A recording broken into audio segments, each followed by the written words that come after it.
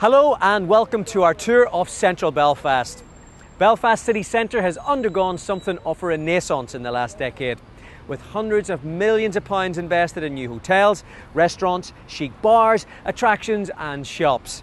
Combine that with a buzzing entertainment and cultural scene and the glorious architectural heritage of Belfast's Victorian and Edwardian era, and you can see why Lonely Planet settled for hip, historic and happening to encapsulate the new Belfast. Let's take the history first.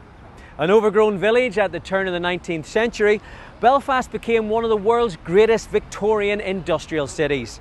Shipbuilding was a big part of that, as you will see in East Belfast, but so was linen.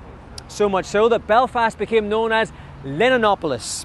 If you look around the city centre, you'll still see old linen warehouses galore.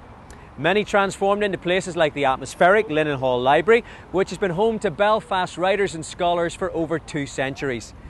Just across Donegal Square are the imposing domes of City Hall, which stand behind me and now dominate the city skyline. Built in 1906 to commemorate Belfast's city status, its marble halls and Portland stone facade were designed to impress, and they still do. The Belfast Renaissance is typified in St George's Market, the oldest covered market in Ireland. Beautifully restored, it's now home to the finest local foods, flowers and just about anything else. You can almost taste the history, along with the oysters and Guinness at the world's most beautiful Victorian pub, the Crown Liquor Saloon, while you admire the exquisite work of the Italian craftsmen who built it. Laurel and Hardy played the delightful Victorian Grand Opera House, and Pavarotti made his UK debut there.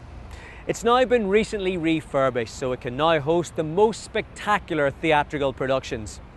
There's top-class entertainment at the historic Ulster Hall, while the copper-domed Waterfront Hall regularly hosts top bands, shows, theatre and comedians from across the world.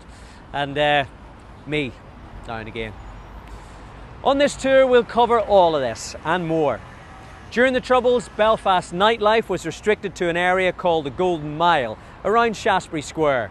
Today though, Belfast is one of Europe's fastest growing tourist destinations, with an abundance of nightlife throughout the city centre, from chic bars and clubs to restaurants that continue to delight the food critics.